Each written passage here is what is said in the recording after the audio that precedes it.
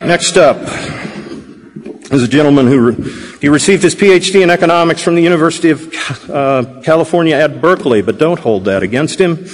BA from the University of North Carolina at Chapel Hill. He's edited a couple of books. He is the professor in the Division of Applied Social Sciences at the University of Missouri. His research focuses on the boundaries and internal organization of the firm. And he has served as senior economist with the Council of Economic Advisors. He has a brand new book out on the table that he is actually teaching an online class for us from. It's called The Capitalist and the Entrepreneur. He studied under Nobel Laureate Oliver Williamson. He's talking to us today about Austrian economics for capitalists and entrepreneurs. Please help me welcome Dr. Peter Klein.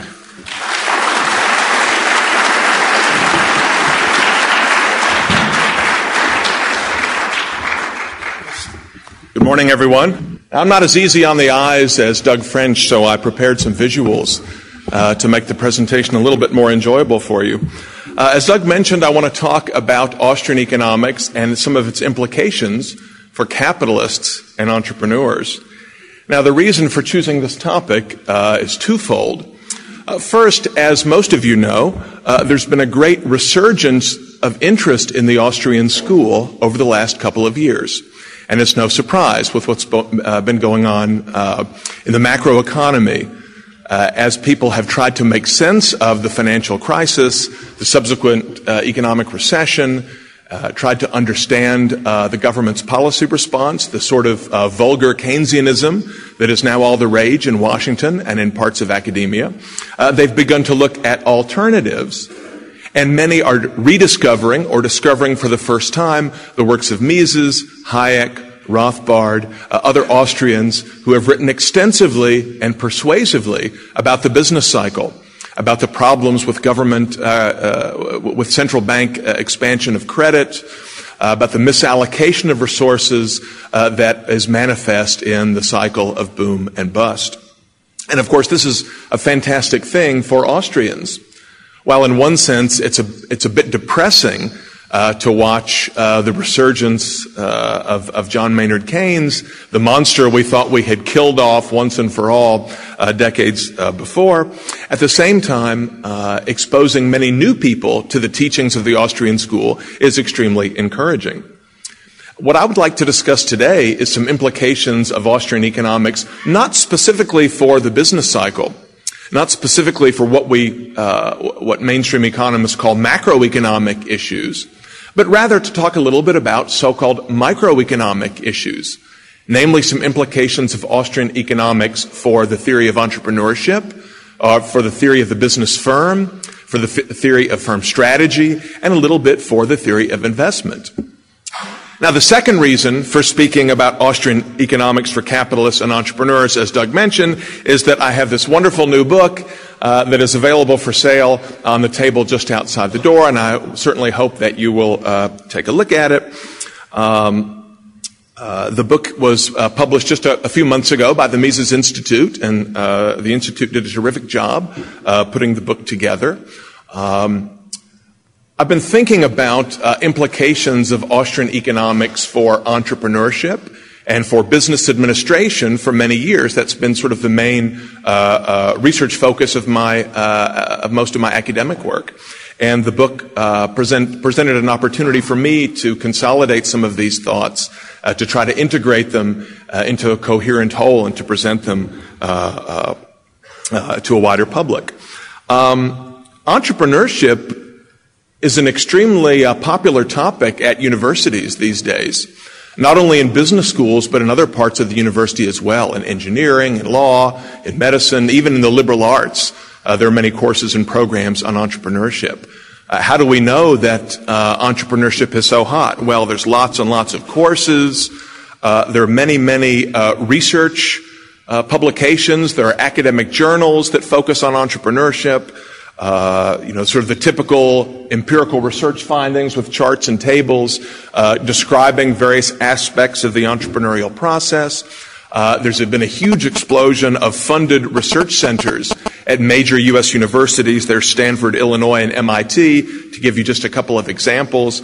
There's increased research funding for entrepreneurship. The Kauffman Foundation in Kansas City, not too far from our campus in Columbia, is one of the leading funders of academic research in entrepreneurship. Even among sort of policymakers in fields like economic development, there's Mr. Yunus, the winner of the Nobel Peace Prize before the distinguished theorist Mr. Obama was the winner this year. Yunus, as you know, is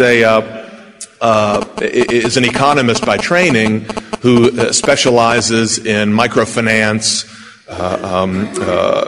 micro-entrepreneurship, micro-enterprise, and some people describe the Nobel Peace Prize from the previous year as being effectively a Nobel Prize for entrepreneurship.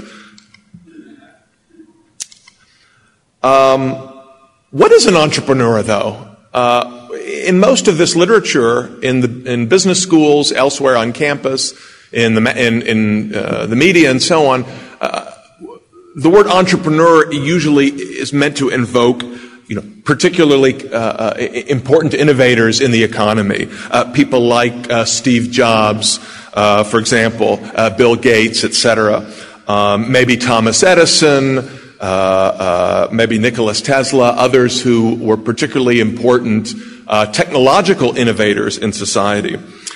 Sometimes we have in mind particular companies, Google or Apple or 3M, right? We say that Google seems to be a particularly entrepreneurial firm, or Apple is a more entrepreneurial company than IBM, let's say, or some more staid and more established rival, although some of these companies are getting a little long in the tooth these days by internet standards. Sometimes we use the word entrepreneurial to describe entire societies or even countries. One of the leading scholars in this field, David Aldrich, recently came out with a book called The Entrepreneurial Society, characterizing, contrasting the economy of the U.S. and the economies of the EU with economies elsewhere in the world that he perceived as being less dynamic, less innovative, less entrepreneurial. Three scholars from the Kauffman Foundation came out with a book a couple of years ago called Good Capitalism, Bad Capitalism, in which they distinguished what they called entrepreneurial capitalism, as it's practiced in much of the West, with a kind of more bureaucratic capitalism that they saw in other parts of the world. Now, this is all very well and good. These are all perfectly legitimate ways to think about the entrepreneur, to think about entrepreneurship, to think about entrepreneurial organizations or societies. But in a sense, all of these characterizations of entrepreneurship are somewhat limited. Right? They either refer to a specific type of person. An entrepreneur is a person who runs a business, or a person who founds a company, or a person who brings new goods and services to market. Or an entrepreneurial company is one that invests a lot in technological innovation, or produces many new goods and services. An entrepreneurial society does more R&D than another type of society, for example. If we look at the Austrian literature, however, we find a notion of entrepreneurship that, in an important sense, is much more general than the notions that one finds in the mainstream literature on entrepreneurship. Ludwig von Mises, in Human Action, defined entrepreneurship this way. He said, the term entrepreneur, as used by economic theory, means acting man exclusively seen from the aspect of the uncertainty inherent in every action.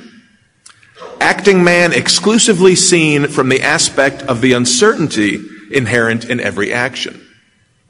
In other words, according to Mises, in the real world, in the real economy, not, in other words, in the abstract mathematical models of mainstream economic theory, action is always made under conditions of uncertainty. All of us, when we make decisions about what to do in our daily lives, in the commercial world, when we invest resources in anticipation of future gains, we never know with certainty what the outcome of those investments or those actions will be. If there were no uncertainty in Mises' interpretation, there would be no action, because there would be no point in doing anything with purpose if we knew for certain what the outcome was going to be. Therefore, according to Mises, there's an aspect of entrepreneurship in all human behavior. Mises went on, however, in Human Action to distinguish or to discuss in particular one type of entrepreneurship that is especially important in an industrial market economy. What Mises called the entrepreneur promoter, or what I call in most of my text, the capitalist entrepreneur.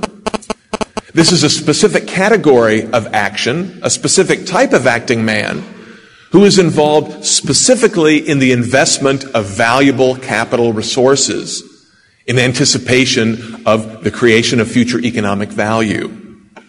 And Mises pointed out that this decisive, uncertainty-bearing capitalist agent is really at the heart of the market economy. The entrepreneur, in this sense, is the driving force of the market. As Mises put it in a discussion of mathematical economic modeling, quote, "It is impossible to eliminate the entrepreneur from the picture of a market economy. The various complementary factors of production," he means capital resources, human labor, land, so on. These various complementary factors of production cannot come together spontaneously. They need to be combined by the purposive efforts of men aiming at certain ends and motivated by the urge to improve their state of satisfaction. So there are purposive efforts of men to reorganize, to put together complementary factors of production to produce the goods and services that satisfy consumer wants. In eliminating the entrepreneur, Mises continues, one eliminates the driving force of the whole market system. So what I've tried to do in my work and in the book is to bring entrepreneurship and capitalism together by linking the entrepreneur in Mises' sense to other aspects of the industrial market economy. So that's exactly what I try to do in the book, The Capitalist and the Entrepreneur. A little bit of background. As I mentioned earlier, most of my academic work is influenced by two primary research traditions, the Austrian School of Economics, and also what is sometimes in the mainstream literature described as the economic theory of the firm, or organizational economics. And my main influence in the Austrian literature is Murray Rothbard, the great 20th century Austrian economist who taught for several years here at UNLV and whom Doug mentioned in his introduction. My dissertation advisor is this fellow Oliver Williamson, Doug mentioned just a moment ago. Williamson, who was the co-winner of the Nobel Prize this past year, is one of the founders of the modern field of organizational economics, or the theory of the firm. I might mention, just for fun, that usually I'm pretty skeptical about the Nobel Prize, not only the Nobel Peace Prize, but the Nobel Prize in economics.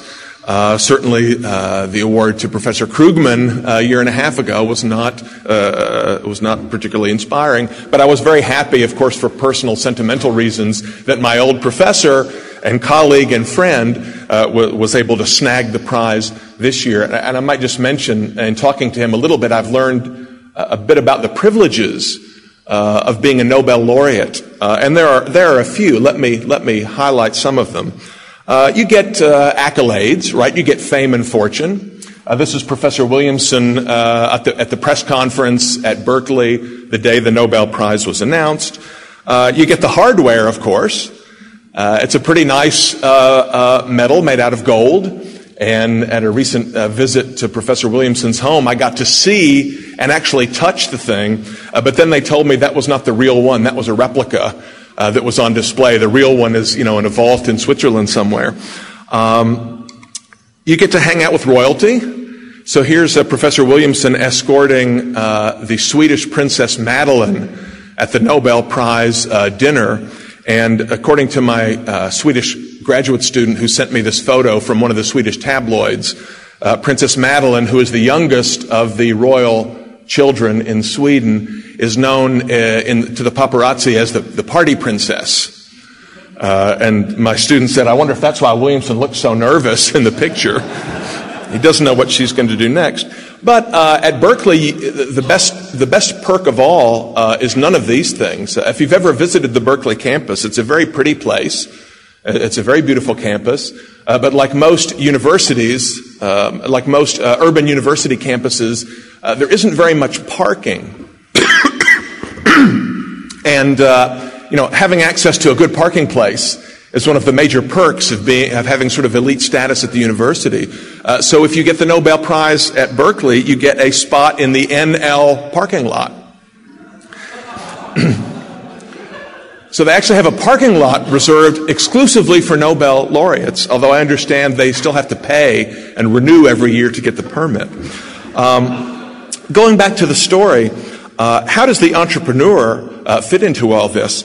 Well, as those of you who have studied the Austrian school know, Austrians have always paid particular attention to entrepreneurs and to entrepreneurship. Entrepreneurship is largely absent from neoclassical economics and from mainstream economic theories of the firm, though it's extremely important, indeed central to the Austrian understanding. And so there are some opportunities to bring those two areas of study together. So what I have tried to do in my own research that's summarized in the book is to apply Austrian economics to managerial and organizational problems, which leads to, in my judgment, sort of an entrepreneurial theory of the business firm, and really a new perspective, new to the mainstream that is, on the very nature of capitalism itself. So the book contains a series of essays written from 1994 to 2008 dealing with various aspects of capitalism and entrepreneurship and how they can be brought together. Why is any of this important? Well, some of the questions that I've tried to address in my work include the following. Can entrepreneurial ideas, discoveries, or judgments, that's a word that is favored by the great economist Frank Knight, and one that I use in my own work, can entrepreneurial judgments be traded in markets? Can you buy and sell entrepreneurship, or do entrepreneurs need to establish firms holding real assets in order to realize their visions? Can existing firms stimulate entrepreneur-like or entrepreneur-ish, if you like, behavior among their employees? And does this necessarily create economic value, or does it give employees opportunities to behave in ways that owners might not approve of? How can firms organize themselves to be more innovative? This has been an extremely important question in the mainstream literature, and one that I think our entrepreneurial perspective can inform.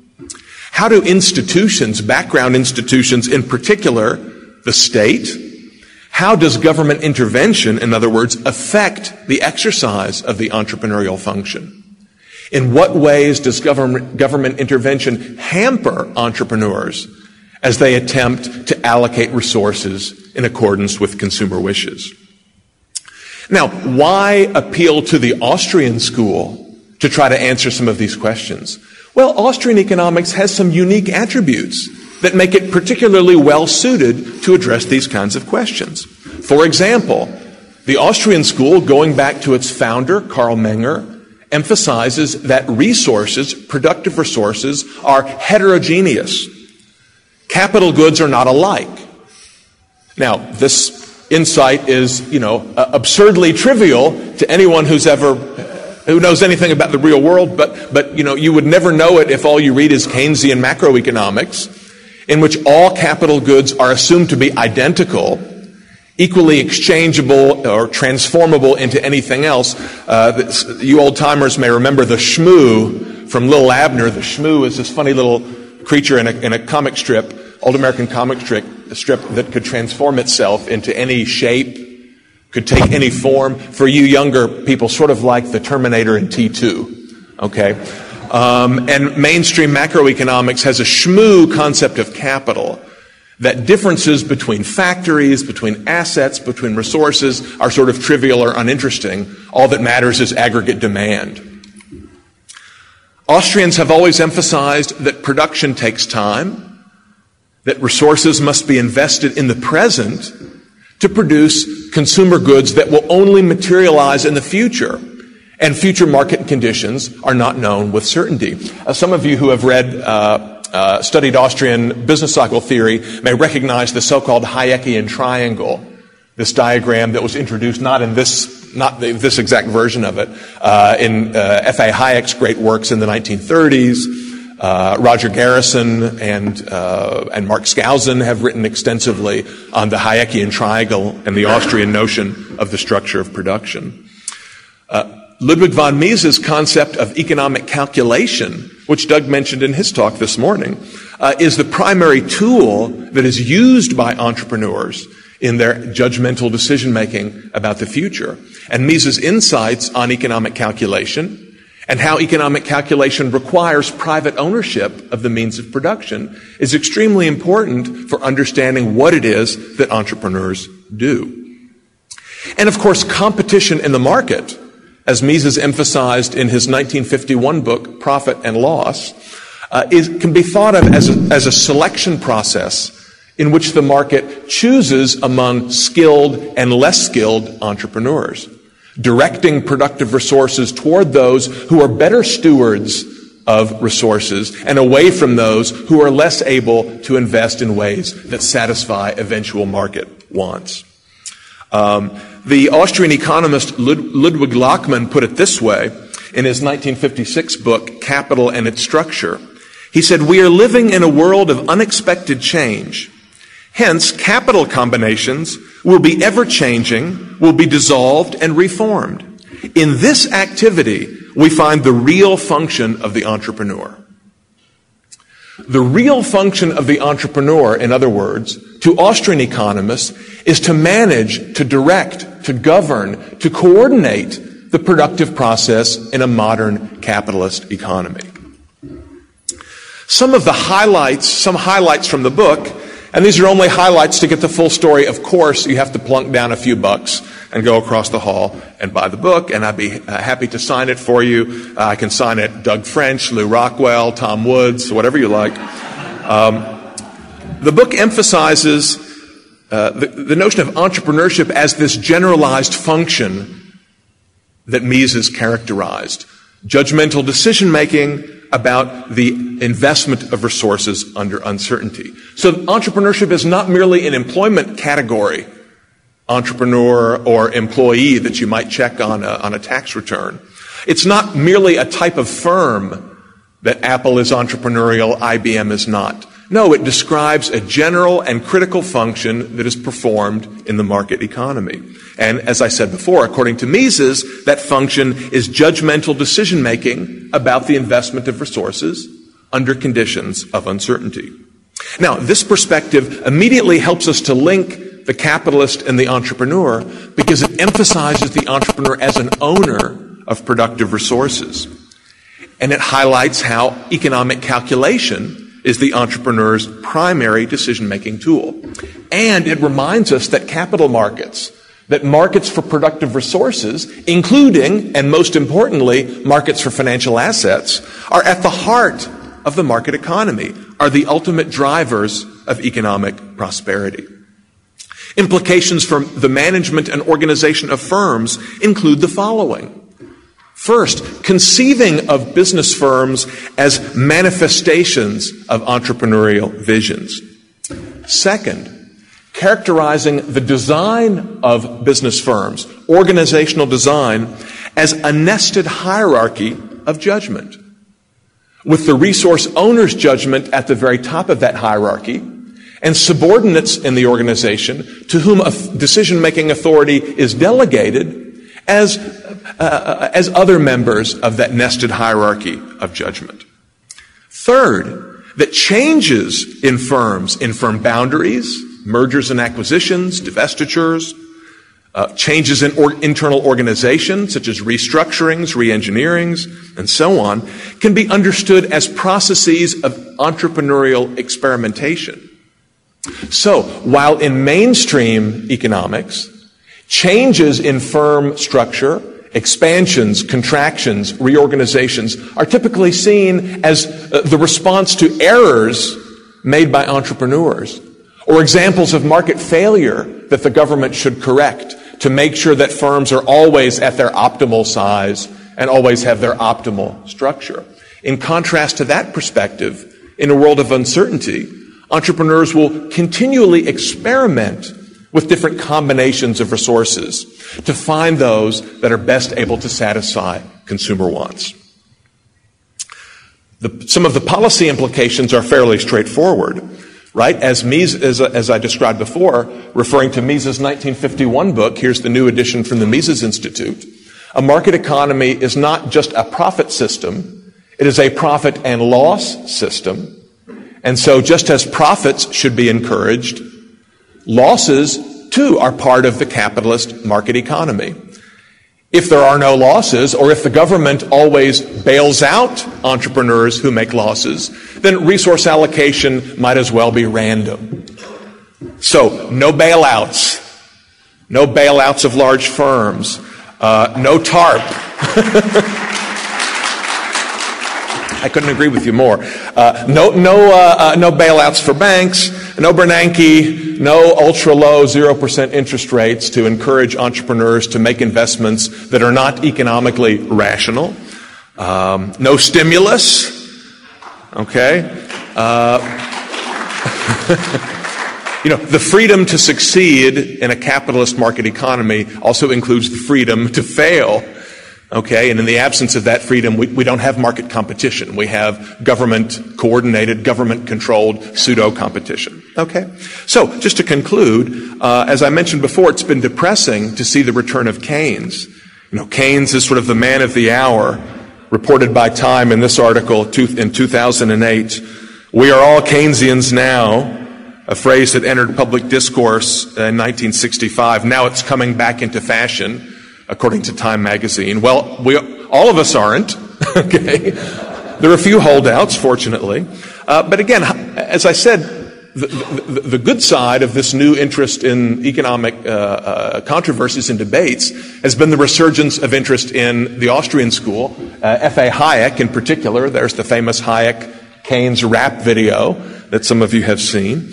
And I think this is all to the good, and it's wonderful that Austrian business cycle theory is starting to get some attention in the public domain among academics, among policymakers. But I would urge that I would urge us all to remember that Austrian economics is more than just business cycle theory. There's much, much more. In particular, Austrian economics has important implications for business firms, for how business firms are owned, managed, and organized, how entrepreneurial decision-making is done. And I think to gain insight on this, we should go back to Ludwig von Mises and his concept of the entrepreneur as the driving force of the market economy, as the agent who owns and controls productive resources and invests them using judgment under conditions of uncertainty. If we rediscover this Misesian notion of entrepreneurship, I think we can build on the interest in Austrian economics and the interest in entrepreneurship among mainstream scholars and practitioners to develop a better and sounder understanding of the capitalist market process. Thank you.